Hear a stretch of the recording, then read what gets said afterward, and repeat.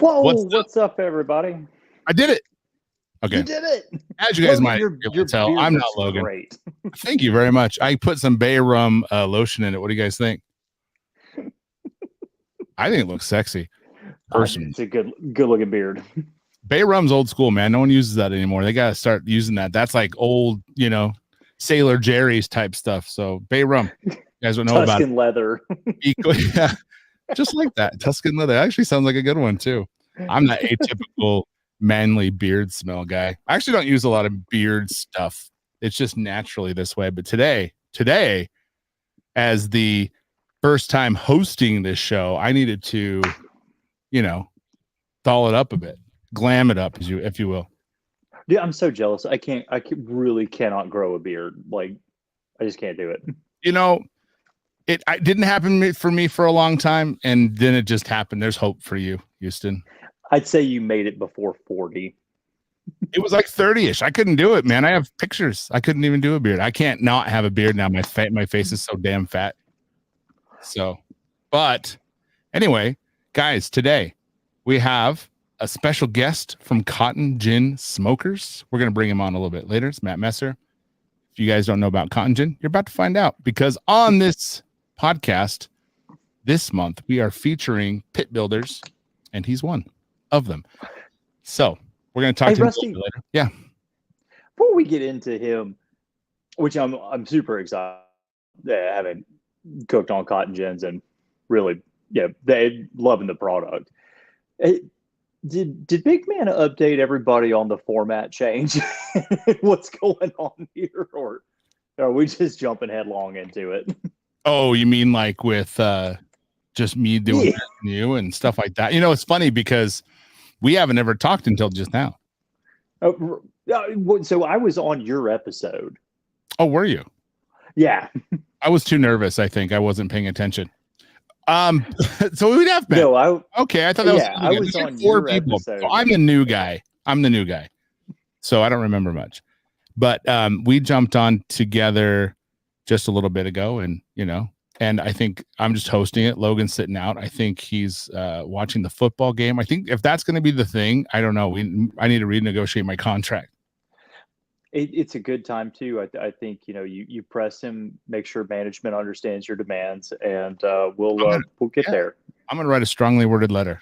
So you know what? I'm gonna withdraw from the podcast just so I can represent you in solidarity. I love it, Houston. No, as your attorney. I knew it. We're gonna be best friends. But I think the new format is we're all just kind of hosting this show. I will take some days, Houston will be on other days, Logan will be on other days, so on and so forth.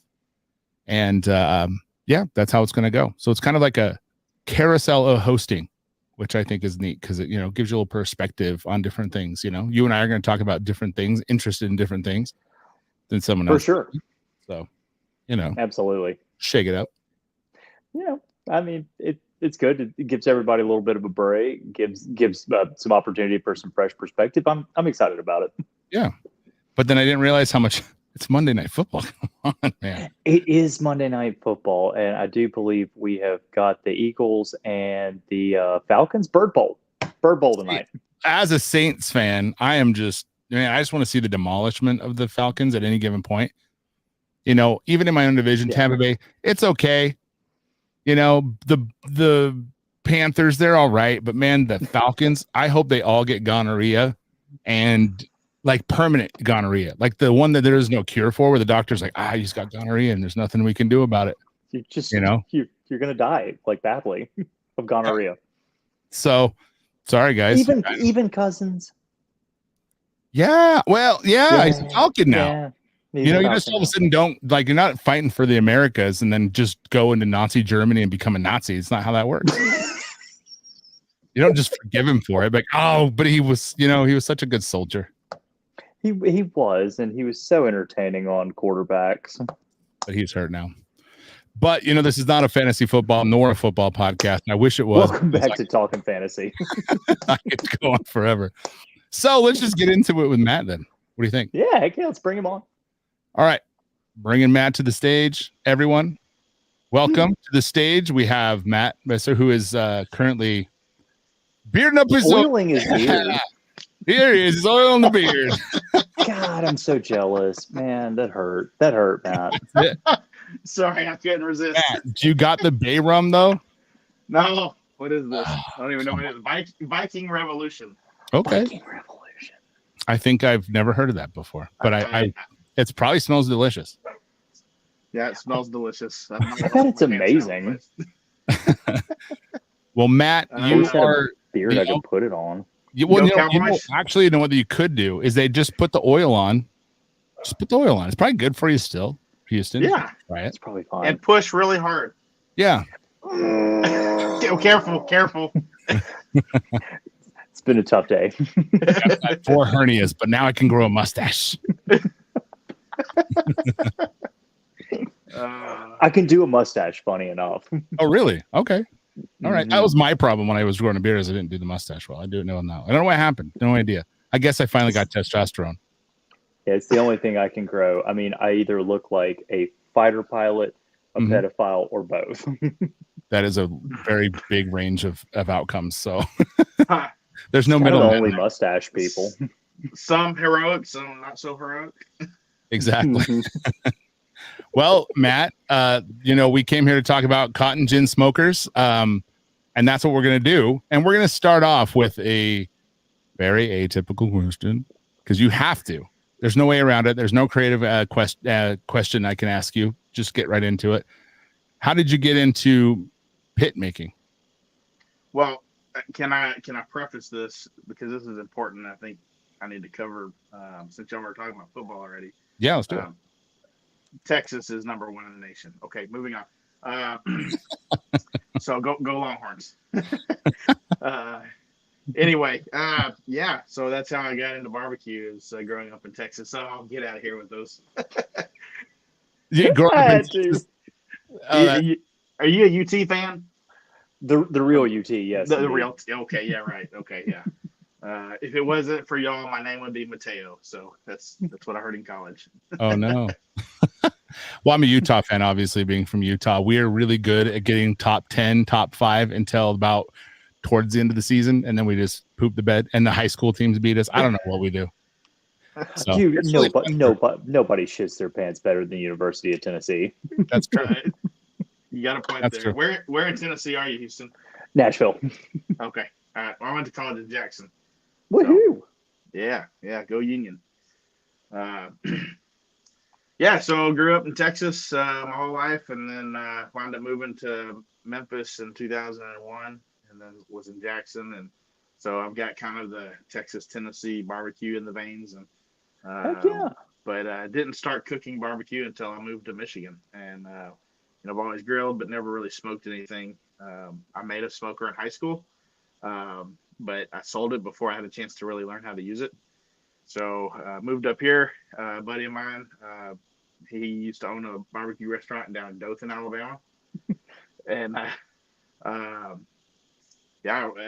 learned from him, and then I got carried away during COVID and made a pit down in my basement.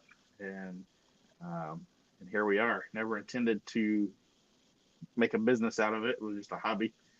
And to keep me from going out of my mind during the COVID lockdown. So here we are, and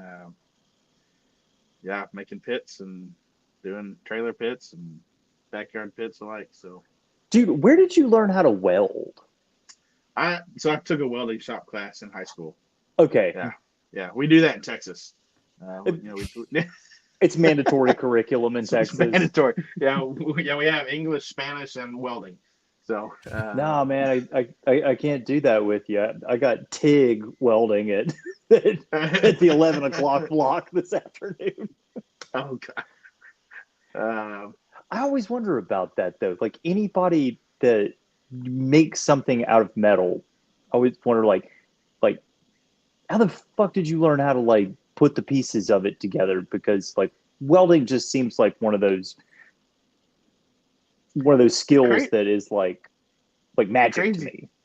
Well, the crazy thing is like anything. I mean, when you get into that craft, you start looking at everything else. So I can't go somewhere.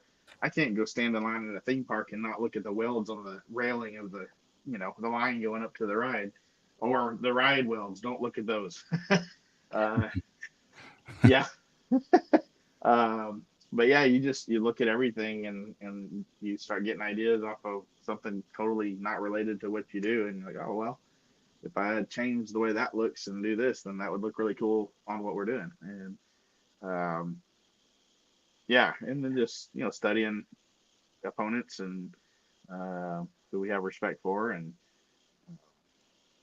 coming up with That's stuff that's our own. fantastic, So, man. I mean, because like for somebody who makes their living by like shouting at people about numbers into telephones, like the idea of like putting pieces of metal together is just incredible to me.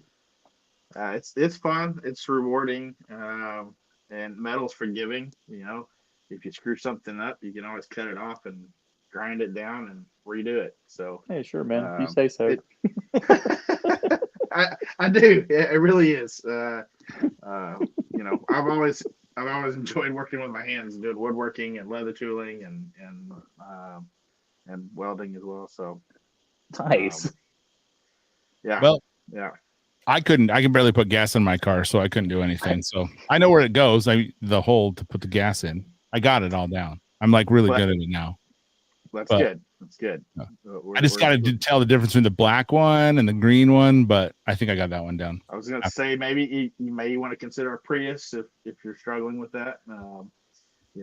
My very first truck ever, I actually put diesel in, and I didn't know. That was just I don't know. Yeah, it can happen. It dies, and then we had to siphon the gas out and try again. It was okay. It was fine.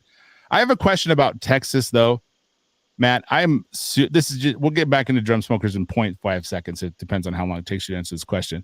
But I am convinced that Texas barbecue is a very good barbecue style recently. However, in the past, I'm going to say 12 plus years ago, it wasn't great. Can you confirm or deny that? Okay, that's a hot take, but I like where we're going with this.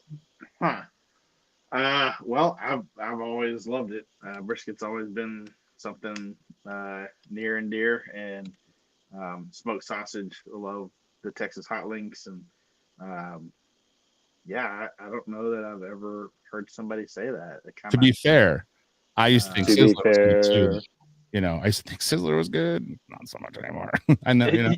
You thought what was good? Sizzler. As a steakhouse. Oh.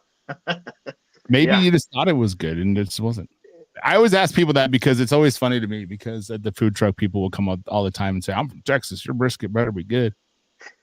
And I'm like, so Texas, it was dry brisket with barbecue sauce on it. That's what it was for me, when I was younger. So right out of high school, I traveled around the country with a group of people, and we were in states all over the country. And we were at this one, we were down in Georgia, I think it was. But I was traveling with a couple guys from Memphis, and I'm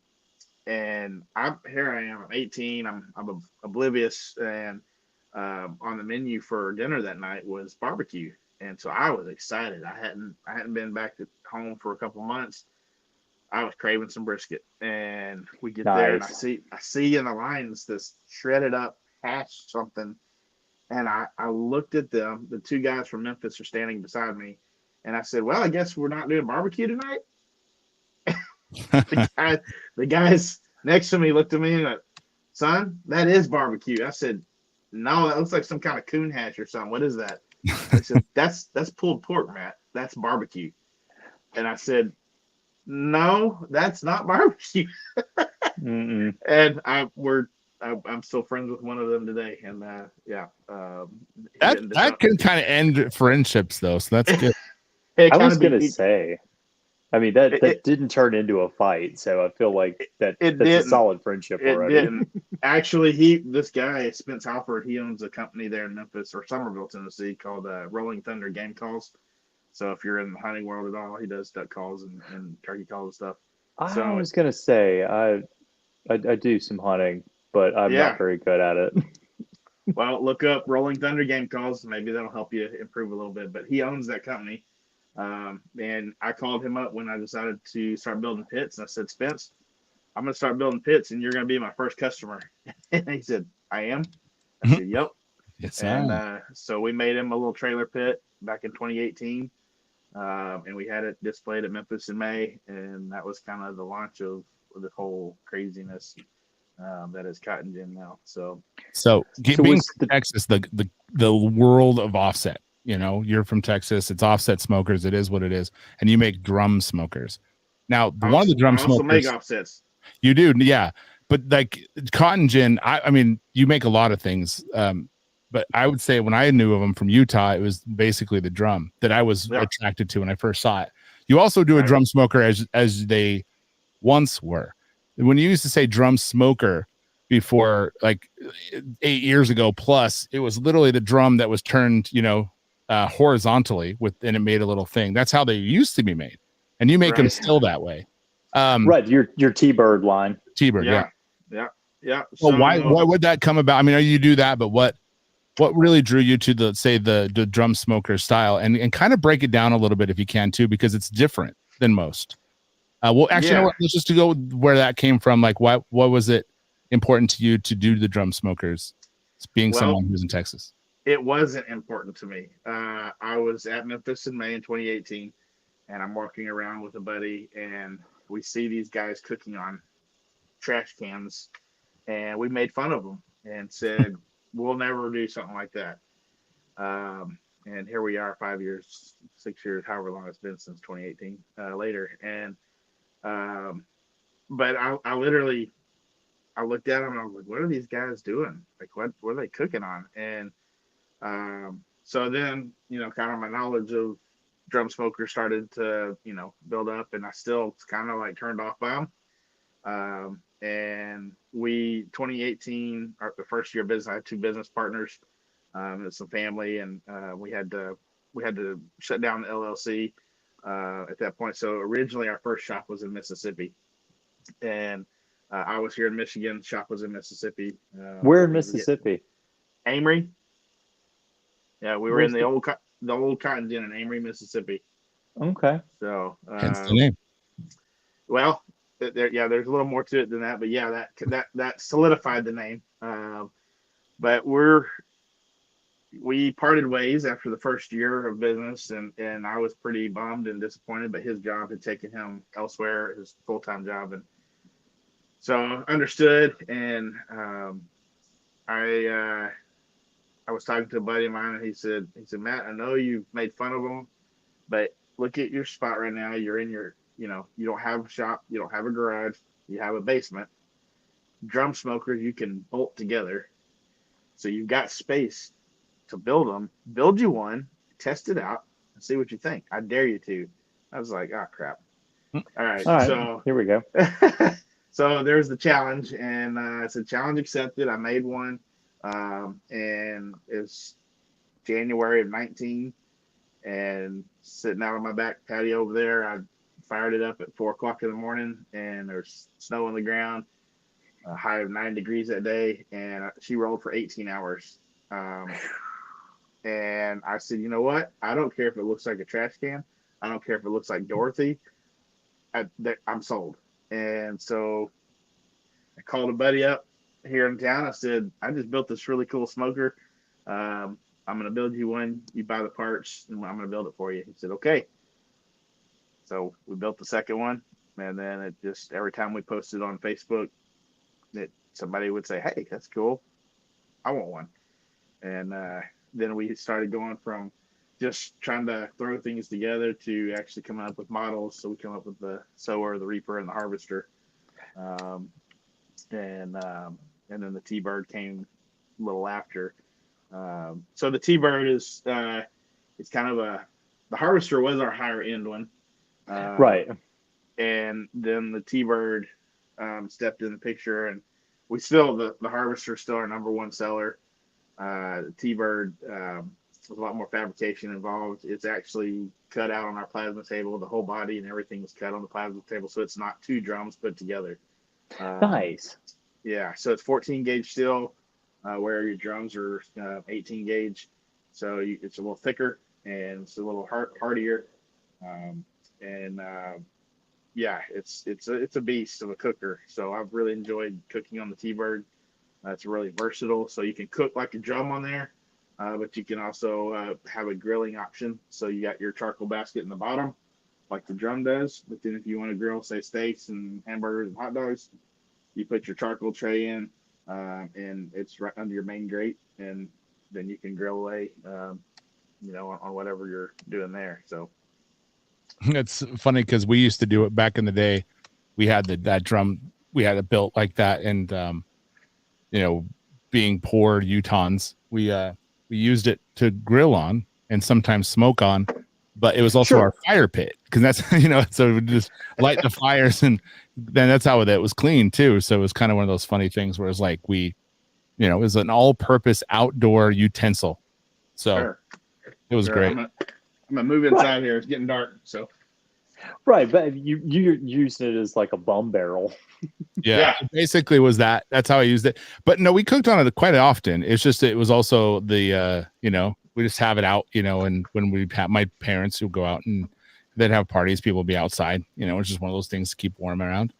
So, and it also cleaned it, you have a big old fire in it, it's going to burn everything down. So it really works. Logan just reminded me that the Reaper was our first like can. Yeah, well, that's and so here's the thing: I've probably only made 10 Reapers total ever. So you have a limited edition there. Yeah. Really?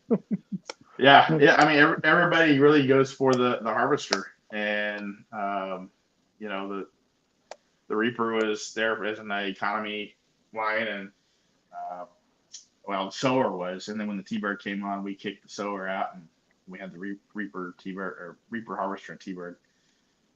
Oh yeah, I mean, it's like the start of this whole thing for Logan and I. Like Logan was switching like smokers all the damn time. Like I mean, we really, like half a season we'd show up with just like some trailer mounted stick burning monstrosity that he bought, and then then like a CTO, just God knows what, and then eventually we just moved over to cans with everybody else. But Logan, I'd totally forgotten about that. That's funny. It's funny. So you still have cotton gins? Running a Gateway now, but I'm game to run a cotton gin.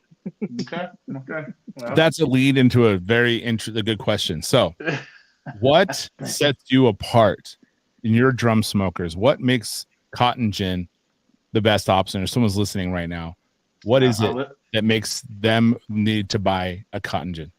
I literally just got off the phone right before talking to y'all with a guy from Washington, asking the same thing. And he said, I've looked at Gateway, I've looked at Hunsaker. Just did thumbs down. What? If you do like hand signals, sometimes you get like like like the AI will pick it up and like show it as a like or a dislike. That's cool. Tim Shear and Mark Hunsaker, they're good guys. Make a good product. I've got nothing bad to say about either one of them. I will say, if you compare, and I was in one of our dealers a couple years ago, and they had a Harvester right next to a Gateway, and nice. I thought, I've never had my hands on a Gateway, so I really wanted just to check out like what the differences were, and it was $100 cheaper for the Gateway than the Harvester. So I began to break it apart, and the heat shield and the baffle plate were a la carte, so you had to buy them separately. Yep. The casters were mounted to the bottom of the drum, as opposed to the wider stance, which I feel like gives better stability when you're rolling around on different terrains as a comp guy. Do you get a wheel option with the Gateway? Yes, you do. Not with No, I don't. I'm asking. Do you get a wheel option? It comes with three wheels on it, doesn't it? Yeah, I just meant like with yours, you've got like casters like that are set up for off road, or like a more robust caster, or like a shop kind of caster. Yeah, I don't know if you do a Gateway or not. I've not. I don't think so, but I can't honestly answer that question. But when it all came down to it, just with adding their parts on there, that made their cooker more expensive than ours. But then you look at the side handles; they have 2 rods that are welded to the side. Ours has a Stay Cool spring handle. Then you have the wider stance. You've got a hinge lid. I would hate to put my lid, hook it onto the side of my can, and get grease all over the side. And then that bakes onto the side of your can, and then the finish gets messed up. So things like that I feel like just add a little extra value. But ours comes fully loaded. So what's cool about it, and this is something. So there was a drum smoke. Sorry, y'all had to reload. There was a drum smoker here in Utah called Salt City Smokers, which is funny because my company's called Salt City Barbecue. Bastards, but they're good friends. And I actually owned one, and they were really great. The steel wasn't the thickest, and that was my biggest problem with them. But what they had was something that I felt, and I know a lot of people disagree because they're super like, you don't need it, but I think it helped us so much. Is that down and below, your intakes were on the bottom, just like a cotton gin smoker, and you could take it off and put a air thing in there that regulates the airflow through, because when there was windy days, you have to move it. When you are inside, it just helps with the regulation, and it kept everything like dialed in. And it was something that I could walk away from and be fine. And that's the cotton gin has that option as well. It's something I like because it's there's more options with them, the intakes being down below. But is there any, like, I know that there's a reason you did it. That's the reason I like it.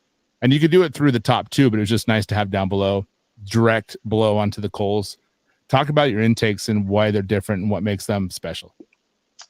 So our upright intakes on the Harvester very similar to what Gateway has.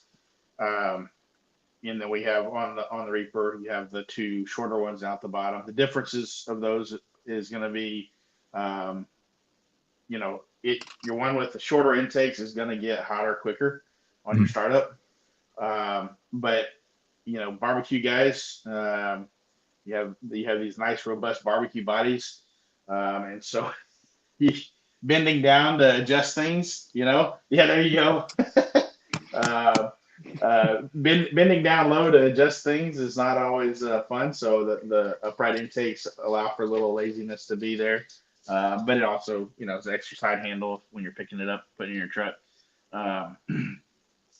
So that's kind of your main reasons for the upright intakes as opposed to the shorter ones on the Reaper. But airflow, so on the startup, you have the benefit on the short ones to get hotter quicker. But like I live out on the prairie and it's wide open fields, and so we get a lot of high winds. And if I have those short intakes that are just sticking straight out, like you said, that high wind's going to blow it straight in there, and I'm going to spike my temperatures.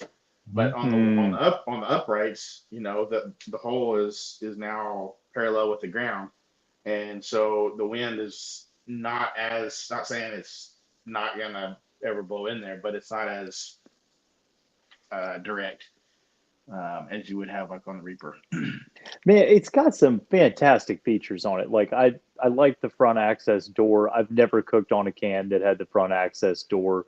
Like I think that the dedicated like bracket for your pro board like that's super cool.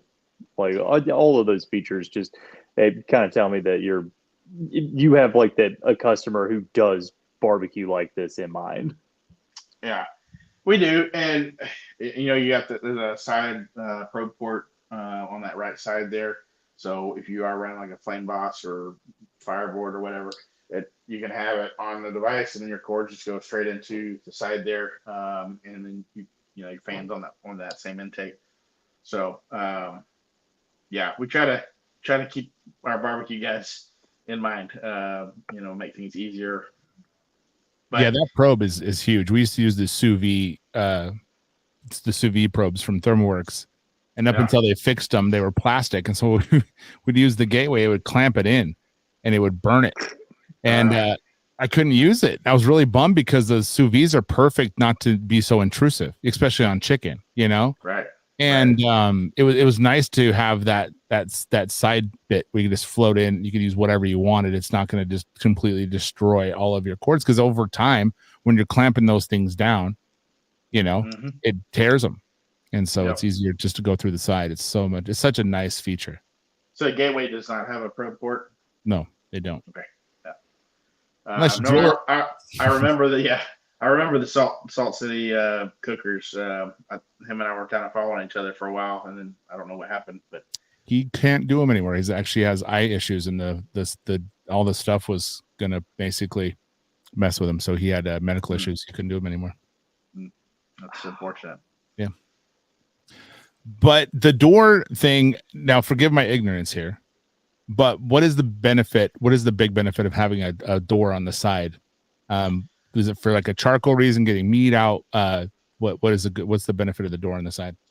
Yes. All those things. Yes to all. It's like a live window into your food as well. So yeah, it's a multi-purpose door. So comp guys like to regulate how much smoke they're putting on everything, and I go to competitions and don't compete. I have, but and I've jumped on teams before to help out, but I don't compete on the regular because we're trying to run a business. But so for me, when I load my charcoal basket, I load it with charcoal, 3 or 4 wood chunks, charcoal, 3 or 4 wood chunks, all the way to the top. But a lot of times when I'm seeing is the comp guys, they want to be able to control, so they'll put 1 chunk in here, 1 chunk in there, whenever they want it to have smoke on it. So, or add more smoke.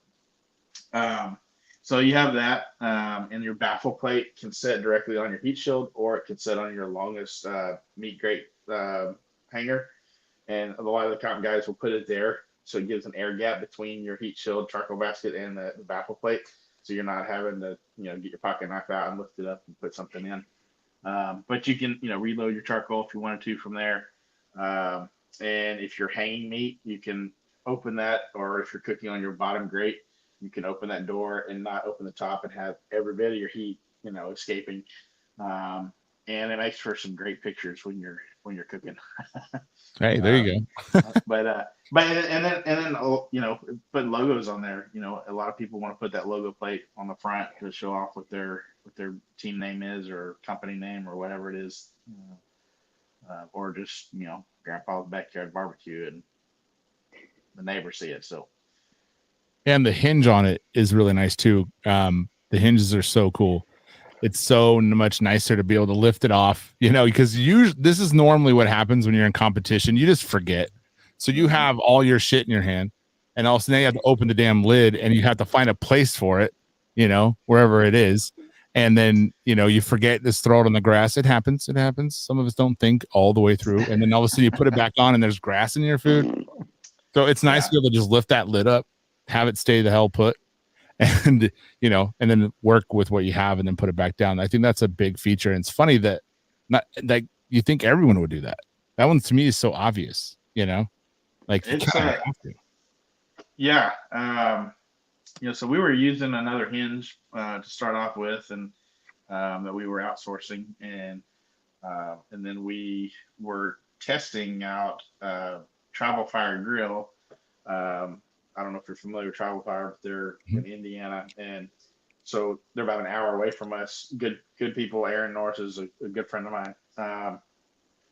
But early on, we were testing out putting their top on our cans and making it an all-in-one cooker. So now you have a smoker and you got a grill, like a griddle top as well. and they made a cone shaped charcoal basket that hung from the top of the can, and we were having some issues with it getting too hot for our finish on the smokers because it would get, I mean, cooking 800 degrees, 700 degrees on there, and it just it happened to me personally. I would had some friends over, we're doing fajitas, and all of a sudden I saw black smoke, and I'm like, that's not Uh-oh. right. And the finish on my Uh-oh. cooker starts going up, and but so when we did that though, we had to redesign our hinge. So we made it longer. We put a bottle opener into it, which we don't advertise that. It's kind of a hidden gem there. But it's fun to see guys go, I literally just found out that was a bottle opener on there. So I was today years old whenever I found out. But yeah, and then you can just do a grenade pin. You pop it off, take the lid off, and you can clean everything out. So Yeah, it's that. Oh yeah, that's another thing too. It has to be easily taken off because it's so much harder to clean with those on. It's not hard. I'm being dramatic, but it's so much easier to clean with them. Yeah, absolutely. And then obviously you're cooking in a drum smoker. These things like to go hot. They like to go real hot. You have diffuser plates that look pretty intense. Is that something you can do to get it down? I mean, can you cold smoke on this thing? I mean, or how low can you get this?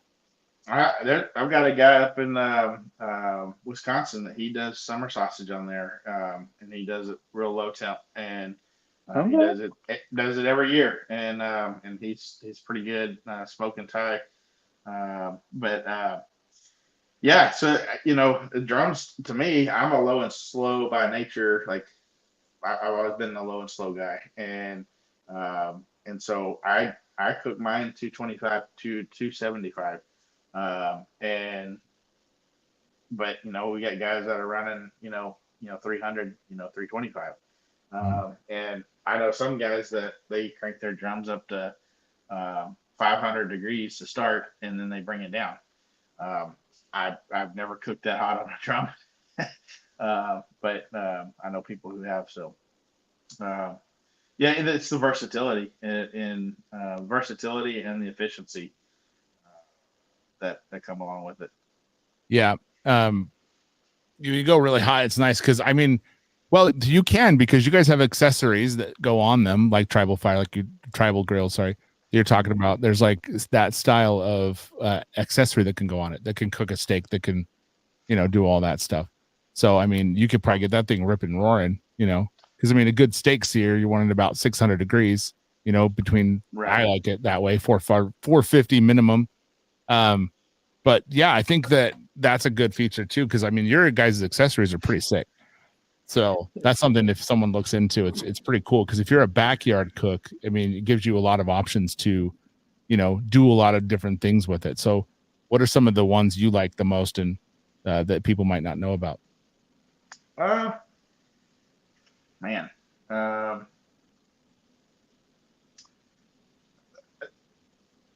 gosh, one thing that we do want to do that I haven't put a whole lot of brain power into, which would easily become my favorite, is a pizza oven attachment. But I have not done a whole lot of R&D work on that yet. But it is on my radar and something that I would like to do. And I think that door would be a perfect option. Just be able to put like a dome down. You can put a dome over it and have that open. That's your in. That'd be cool. Yeah, you're not wrong there. See, I can think of things. I can. Hey, we'll hire you for R&D. I would. Like a stone plate that you could mount inside of that, and then you're running your pizza in and out of the front access door. That'd be cool. Yeah, we may be on to something here, fellas. Let's do it. Where's my napkin? I'll take notes on it. But yeah, man, the travel fire is a cool feature. And then we've got the Flame Boss that we sell, and then we have our charcoal chimney that we came out with last year before last, and that thing's pretty well indestructible. And I torture tested it last year, right after it came out. I was at home by myself, bored. My wife and kids were gone, so I was like, I went outside, got my phone out, and I videoed me throwing my charcoal chimney up as high as I could in my driveway. And I did it 10 or 11 times. And I just got all excited about it. This thing's not breaking, not denting. And then we took it to the shop, and then the guys began to like throw it around the shop. And that thing got through probably 40 times. And finally the handle dented in. But as of right now, that same chimney, you can still use it. Just, keep some gloves on. And then we picked one up from Lowe's, and I won't say what brand it was, but I threw it up, and on the second throw, it broke. And ours, I stood on. I'm 230 pounds, and I stood on it every direction it could be, and it holds me fine. And so, yeah, they're pretty unbeatable. Yeah, mine's broke. All of mine are dent. I don't know why. I mean, I think I just set them down in the dent. I'm pretty sure. Just we need to fix that for you. For sure. And that's another thing is like, these with competitions, there was a minute. Again, I've been out of the state competition world for a minute, but when I was in there, there's a lot of these. So you have the Tribal Fire, the adjustable grates, things like that. A lot of people were starting to cook steaks in SEA on those. I don't know if that's still a thing, but it was, they were doing a good job with them. Because I am a big fan of like, when I do SEA, I want to do a sear. I don't want to do this stupid, so dumb. You got to sear a steak. It's the best way to cook it. So you want to do the tiger stripes? Yeah, man, come on. But everyone's painting them on anyway, so it doesn't even freaking matter. It's all half of them are painted on. So you got to like Sharpie marker. No, really. I mean, they're actually, I can't remember what it is. It's like a meat. It's almost like a demi-glaze of like a meat, or it's kind of like a demi-glaze almost. And they'll literally just paint them on. It's a thick ass. I'm dead serious. Oh yeah, I know it. Some do, but a lot of them use the grill grates and sear them, and they'll use the grill grates and sear it. And when they take the steak off, there'll be like maybe let's say a line in the diamond missing. They'll take that and take a paintbrush and just brush it on. Yeah. And it's not uncommon. It's not a rare thing. It's pretty decently common. Yeah, it was. Right. In fact, I remember it was kind of a taboo rumor, and then all of a sudden, people I knew started doing it. I wonder if it's a thing now, like it's part of it. I bet when I get back in the state comps, which I will, they'll be like, "Oh, you don't paint your lines on, huh? You're gonna lose." I'll bet it's like that now. Shit, dude, I've never done one. An SEA? No. Oh, yeah. They're fun, and if you do it, you got to sear your steak. It's the searing the steak is the best way to cook. I mean, am I wrong? I mean, who prefers a grilled steak over a seared steak? No one on this whole planet, not one person. No. And if you answer that question, I prefer a grilled steak. Seek help. Talk to someone. There's professionals. There's medication you can be on. There's people you can. There's a hotline, 1-800. Apps now. You can talk to people on apps. Yeah. Call them. Siri could probably give you an answer. Better steak. Yeah. But searing is the best way. Siri. Searing is the best way. Oh yeah, find it, and then we'll put it in the show notes. Yeah. Do you grill? Hey, you did it to my phone, you jackhole. All right, so it's like what? I'm like, dude. I'm tracking. It got your phone, but not mine. So I don't know. I'm tracking my fantasy football score here, man. Come on. Man, but you can sear the steak on these adjustable grills because these pits will get very hot, and it's a very good sear. So it's a good system for that. I've cooked on them before. I haven't actually had one before, but it's a cool backyard gig. You have this little swing grill that you can put butter on and grill it on the side. Mm-hmm. It's a whole thing, man. It's great. It's a good addition to it. Coming out of the middle. Oh yeah. You can cook vegetables around it. You can do all sorts of stuff. I mean, we were cooking at a friend's house and he ripped it out and he was doing all sorts of ribeyes on it and grilling off zucchinis and different stuff. And it was cool, man. It's a cool accessory. Especially to have it on a drum smoker. So you can have the drum smoker, which by the way, I don't think we mentioned this before, and this has got to be said. And this is going to be controversial. And I'm talking to you Matt Osman Sr. The drum smoker is the superior smoker, and it ain't close, especially when it comes to brisket. And the reason why, and this is something we haven't talked about, is people don't talk a lot about that steam that comes up from the fat that comes down. And that just, I mean, I am telling you, I've had some good briskets on offsets. Don't get me wrong. But man, you can cook some mean food on these things. And the flavor is just a little bit, it just kicks a little bit harder. It's just a little bit more flavorful for sure. And shots fired. You might on the pod tonight. On the tenderness, you have to on the tenderness, you have to really watch it. But then you might be able to do it a lot easier on an offset. But man, that food that comes off of that thing, whew. Yeah, I loaned my harvester out to a guy here locally this last weekend, and he had never cooked on a drum before. So the whole time I was texting him, checking on him, making sure he was just doing all right. And I said, well, what do you think? And he said, man, I'll give it to you. He said, I don't know where the moisture's coming from, but this thing is just moist as can be. And moist. No moist. It's because it's smaller, and it doesn't take a lot to, like, for example, right now I'm using an Old Hickory for my business. It's a big boy. And if you put a lot of meat on it, man, it is moist in there. It is a very humid environment coming from us cooking at 4,300 feet in the air. It is very dry, arid up here. We don't have a lot of moisture, and it's very difficult to cook up here. And if you put a lot of meat in it, it's better. That's why the drum smoker is good here, is because you don't have to put a lot to have that same effect. You can really get that moisture. Of course, you use water pans, but using the meat in itself was also a help too. But it's the steam that comes up off that coal, that rich coal taste, that comes up off it. You really get that flavor from it. And I'm not the only one here. I've thought it, and I kind of kept it. And then Malcolm Reed came out and said the same thing, and now I can say it legally.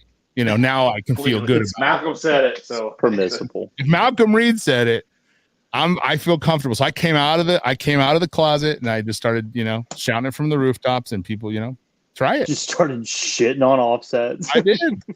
No, I love them. But man, drum smokers, they're my favorite way to cook. Competition, backyard, man. I try to get cooking on those the best I can. So that's good, man. That's good. I'm both ways. Like, I offset. I love cooking on offset, and I think there's, it's different tools in your toolbox, right? So, when I'm catering, I'm cooking on. I actually have an offset rotisserie that I cook on. That was the one that we built, and I can cook a lot faster on that than I can on a traditional 500 gallon, and it's just as good. And but the rotisserie is going through, like on your Old Hickory, it's going through your different heat zones in there, and it's basting itself really. Yeah. But really, it does too. It causes a lot of moisture. It's great. Yeah. But man, I love a good old traditional offset though, and I like them too. They're great. It's just, and especially when you're cooking like large quantities and different stuff like that, the food comes out into, it's great. But then again, let's really quickly, before we run out of time here, let's talk about your offsets a little bit. So you do make trailers and stuff like that, and you do offsets. So you do a different kind of smoker than the cotton gin, of course, drum smoker. So talk a little bit about your offsets. Yeah, so I know it's a great intro. Like, hey, the drum's the best, but hey, yeah, the offsets too. Hey, we've just shit on offsets for like 5 months, but he's got them too. But we got them too. Here's the thing. I actually, like, if I'm in the shop, I love to work on the offsets, because the drum we have down. It's the same, it's the same thing every time. And the offset builds, the trailer builds and stuff, everybody wants it just a little bit different, and they want a different feature on there. And so I enjoy that part. So right now, my propane tank supplier, he's out of Kentucky, and he brings me semi-loads of propane tanks, and he been watching what we do, and he's like, man, I'm gonna send you some tanks, and I need a cooker on the trailer. And so it's a 360 gallon propane tank, fully insulated firebox, and then you got a sink with a keg that holds the water up above it, and it's going to have a copper coil coming down and feeding the sink. And then you'll have a deep fryer.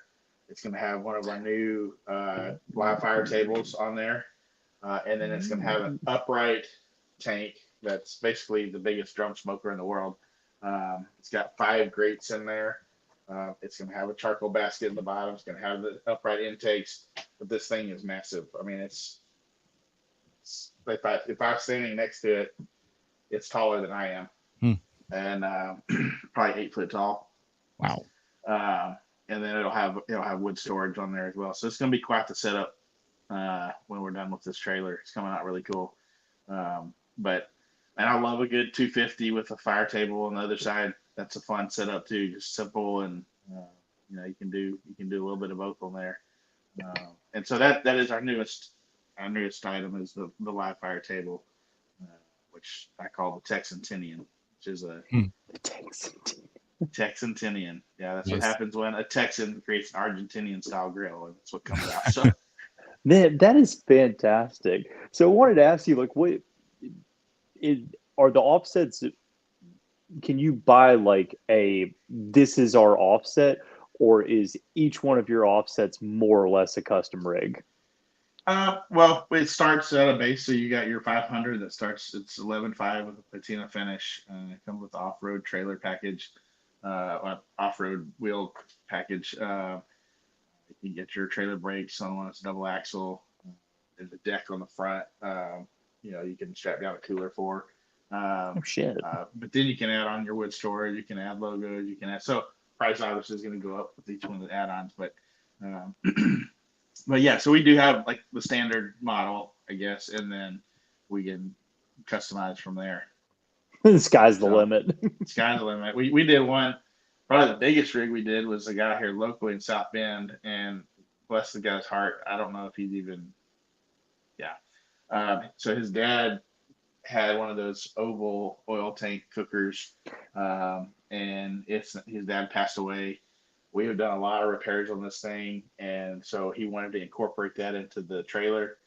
So that's kind of cool on the sentimental side of things. The grill was, in reality, should have probably been gone by the wayside a long time ago, but it's cool to put that on there for him. But we had that. We had a rotisserie on there. We had a upright cabinet smoker we built. What else was there? Wood storage, dry storage. So just a rolling kitchen. It was, It didn't have a sink on there, but everything but the kitchen sink. So, but the guy, I think he was intimidated. He pulls up to pick this trailer up, and he had never pulled a trailer in his life. Oh no! And it did bring it up truck. I was sitting there going, I'm turning my phone off as soon as you pull out of my drive. Just so you know, don't call me when you're stuck on the side of the road. And I don't know that he's even used the rotisserie. I keep saying, look, bring it over. I'm down the road from you. Bring it by. Let's work. Let me show you how to use it. And I don't know, but it's got a roof on it, and it's a pretty big outfit. You learn quick with those, learning to pull a trailer. I couldn't even pull mine into my driveway, which is huge. And I was terrified. And then you get a 27-foot trailer and you learn real quick. Now I'm a damn pro. I can fit a 8.5 foot wide trailer into a 6 foot spot, so. Yep. You learn. You do. And so these pits and these, how long are you out on these ones? Like if someone was to order one, because I know a lot of these pit builders, they have a long, 6-8 months almost sometimes. Yeah. So our drum cookers are about, I'm saying 10 weeks right now. It's been longer than that. We kind of got in some, got a little upside down last year, and it just trying to play catch up, and it's like we would get close and then we would get back, and then we get close and then something would happen.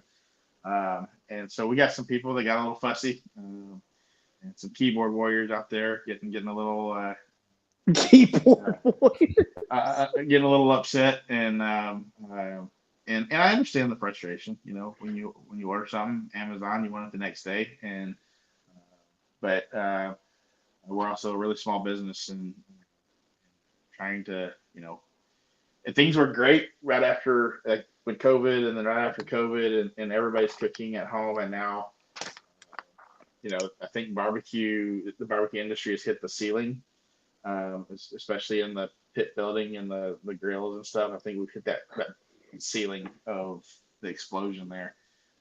Barbecue's not going to go anywhere, obviously, but the hype that was there, I think, is kind of leveling out. So industry-wide right now, sales are down. Weber, Traeger, Primo, everybody's down right now. Yeah.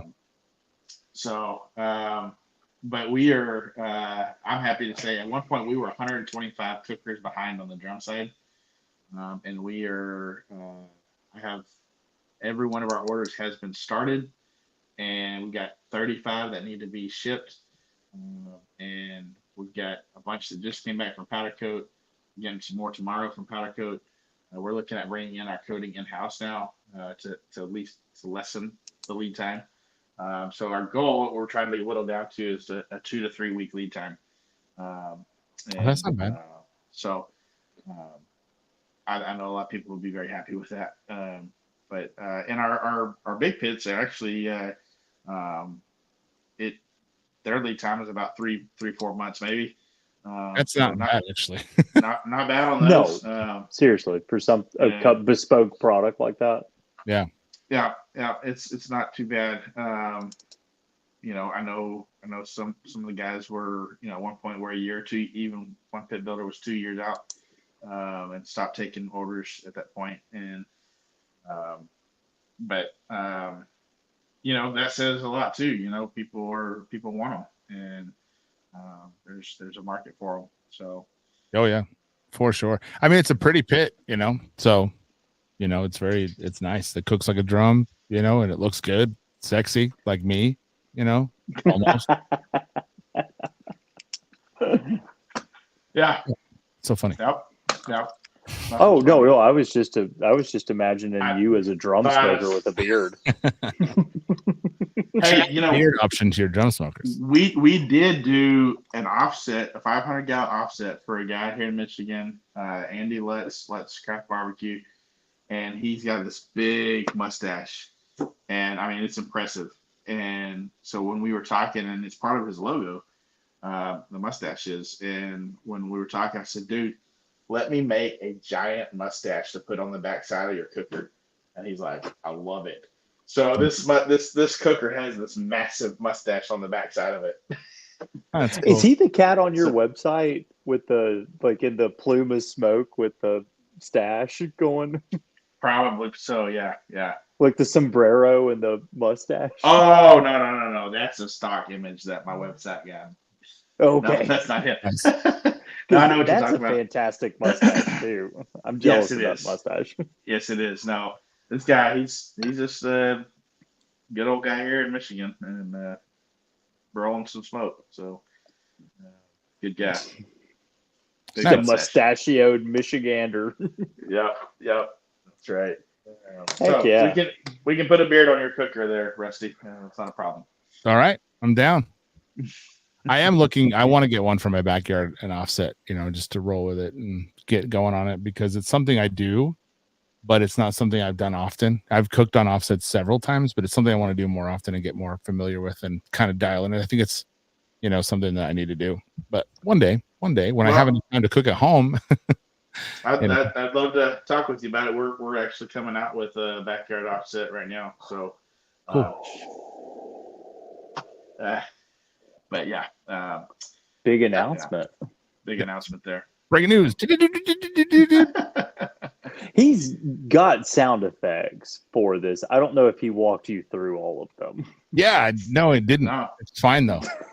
I can just start pushing buttons. I'm pretty sure. Great. Yeah, yeah. Nope, I did not know about the sound effects. It's a good thing.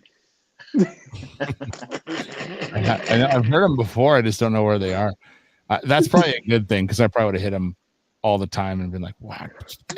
But yeah, we should get the breaking news one. You know, I can do it myself. I don't need I don't need noises.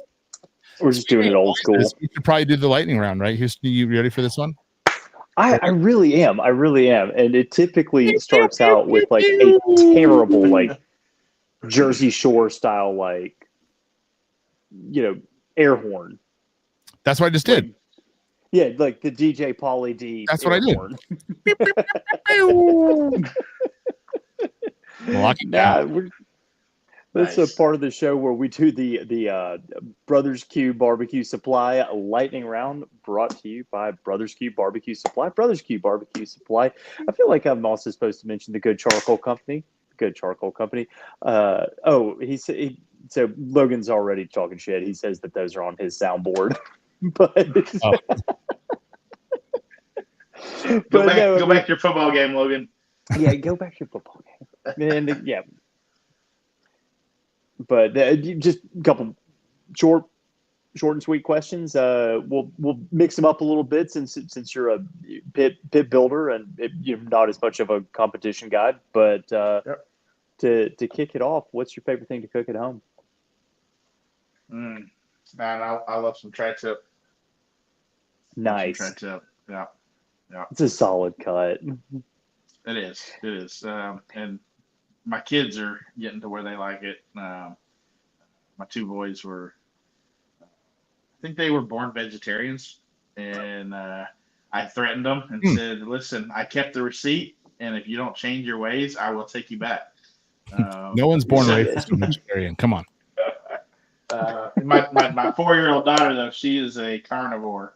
Heck yeah. So I'll keep her around for sure. What is your favorite thing to paint tiger stripes onto a steak with? No, I'm just kidding. That's not a real one. I'm still tripping out at that revelation. But in all seriousness, beach or mountain vacation? Ooh, mountain. Okay, Yeah. I like it. I love this. I love the Smokies, man. Yeah, I mean, you can't not like the Smoky Mountains. Yeah, heck yeah. What is one thing that you know now that you wish you had known when you started a small business? That it was going to be this hard. Amen. No, Amen. no, it's not for the faint of heart.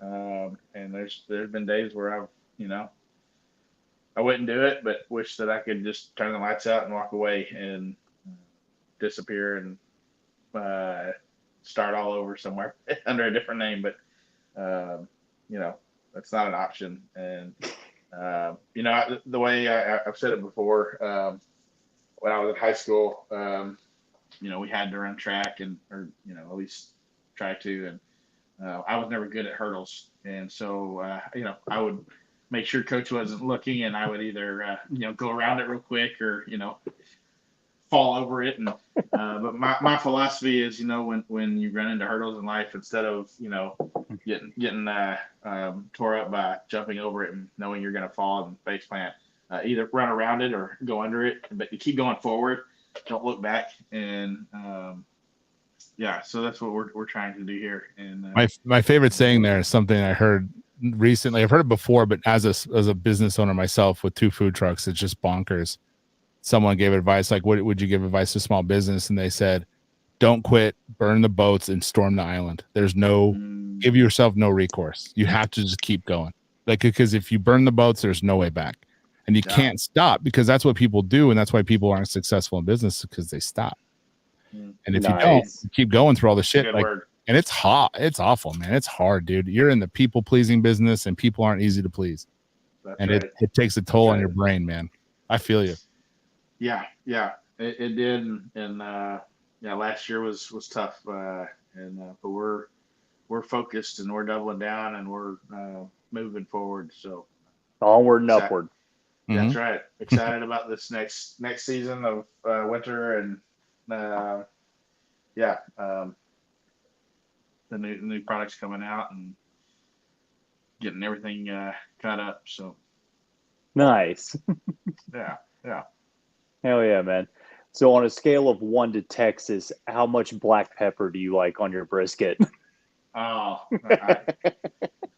you want me to like count and give you a number? No, that's not even a real question. Texas. A Texas-sized amount. Yeah. No, but seriously, like when you cook, man, what's on your playlist? Oh, well, my playlist. George Mhm. Strait. George Strait. Probably. Oh, okay. Yeah, King George. It is hard to argue with how many number ones the man has. That's why he's the king. That's why he's the king. Yeah, it'd be it's one of my goals someday is to make him a cooker. Yeah. I think that'd be cool. We made a fire pit for Garth Brooks. He came to South Bend and played at Notre Dame, and the local country radio said I was listening to it on the way to work, and they said, hey, any small businesses here in the area, we're putting together a gift basket for Garth to have in his dressing room when he comes in. And if you want to, donate something for the basket, give us a call. So I called and I said, hey, listen, I got a local business here. We build smokers and fire pits and stuff. And, I said, I'd love to do one of our fire pits and put like his logo on the side and give that as a gift. I know it's probably bigger than your basket, but what do you think? And they're like, yeah. I tell you what, they got all over it. We put the G on the side. I had my box maker. He made put Garth's silhouette on the side. And they called me and said, hey, we would like you to come and hand deliver this to Garth. Wow. And I was like, Garth. yeah.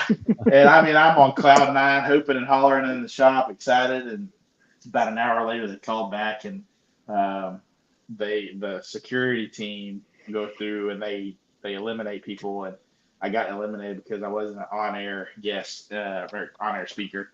And so I didn't get to go, but talk about a roller coaster of emotions there. Right? Yeah, like saying, like, oh yeah. They did send me a video of him checking it out, so that was cool. Yeah, never heard from him. You may have answered my last lightning round question already, so feel free to tell me if you just say same as last answer. But my last one was gonna be, what has been your favorite moment since you got into your business? Man, that was probably one of them. Yeah, I kind of figured that'd be up there. But I'll tell you though, when I was building in my basement, and when I would talk to you, give me a call, Houston, and say, hey, I want a smoker, and hey, yeah, and I would tell you, hey, we got 5 different styles of casters, 5 different styles of handles, and I give you this whole rundown, and I could hear you scratching your head on the side on the other end of the phone, and when we nail it down, and we've got what you want, we got the color that you want, and you come to my house, and I see your face the first time you see it, and that excitement, man, I love those moments. Like I thrive off of those moments of meeting the customer for the first time. One of Ty, he's one of my original customers.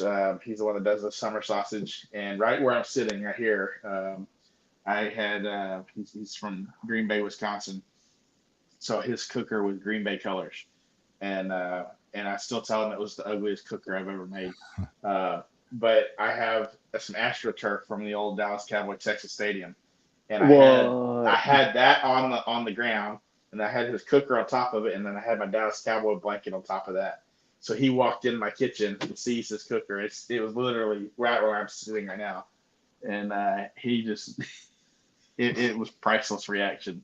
But yeah, I love moments like that and doing stuff extra for customers on the big pit stuff. We like to do a little bit extra above and beyond, and if I know there's a color in their logo and they didn't pick colors, we'll add some tweaks to that color in there. And so I don't know, to nail down one, yeah, the Garth Brooks is cool, but It's up there.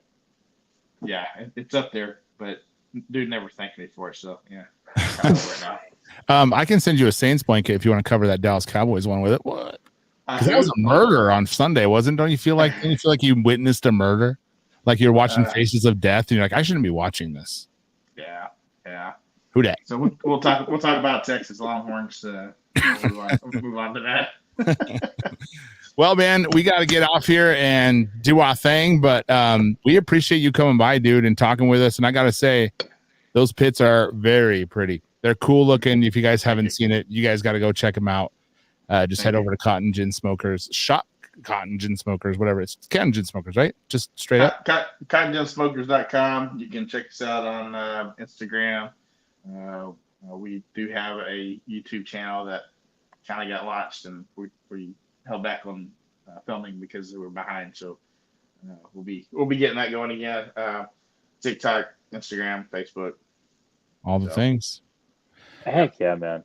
Well, thanks, Matt. So that was cool, man. Thank y'all so much for having me. It was a pleasure, joy to be on here and talk to you guys. And sometime when I'm down in Tennessee, Houston, we ought to connect. And hey, man, holler at me. And yes, I do have a custom Reaper / Harvester design in my head already. Let's talk. We'll do it. Pretty cool. Let's do it. All right, Matt. All right. We'll talk to you soon, man. Have a good one. See y'all. Yeah. Bye. All right. That was cool. I have a question real quick. Why are you Southerners always yelling at each other? You're hollering at this, you're hollering at that guy, and you guys just seem very angry. I think it's just limited vocabulary. I think so. It's fine. You're not like high class like us Utahns, all right? I feel it. I get it. It's fine. We all can't be from, we're not all born in the best state in the world. So it's fine. No, I mean, we there's only so many words we can use to describe communicating with each other, and most of them are like shout, holler, yak, whatever. It's funny because I have family that was from Texas. My grandparents were, and they had a whole different vocabulary. It was funny as well. Just the way they said things, like it was good times. Well, cool, man. That was fun. I think we did it. Yes, right? We did it, right? We did okay. I mean, we got to the end of it, and we did. That's saying something. We did it. Yay! I count that as a win. I mean, it's still not over. I still have to figure out this outro thing, but I think I can do it. We do. And Justin, I don't know why Logan let me loose on this thing tonight, completely unsupervised, but he did, and yeah, it's fine. We made it to the end. I'm pretty sure we haven't gotten him canceled. So I don't think so. I think we're good. Yeah. I think yeah. Yeah. Well, cool, man. I know you and I will be doing this more often, so I'm excited. Looking forward to it. Me too. I'm pumped. Let's get into the next one, and maybe we'll get Logan to teach us how to use like the sound effects. Yeah, sound effects would be nice. I actually have them on a little board here. I could do them. I don't know if you can hear them, but I can do them. I just put it in. You can't hear them. It's fine. All right. Well, guys, thanks for tuning in and listening to us yabber about barbecue pits, and we'll see. I don't know if there's something we should do. Is there someone we should shout out now, or are we good? Let's see. We did Brothers Barbecue Supply. We hit the Good Charcoal Company, and I think other than that, we just have to remind people to stay right on cue. Oh, and another thing. Thank you for Devontae Smith for your touchdown. I really appreciate it. That throws me into the league. I have now won my league. So we will now have Devontae Smith as our new sponsor of the show. The pod would like to thank Devontae Smith. Thank you for that last minute touchdown. Jalen Hurts, you're part of that. Just a big shout out. All right. Anyway. All right, guys. We're out of here. That's all, folks.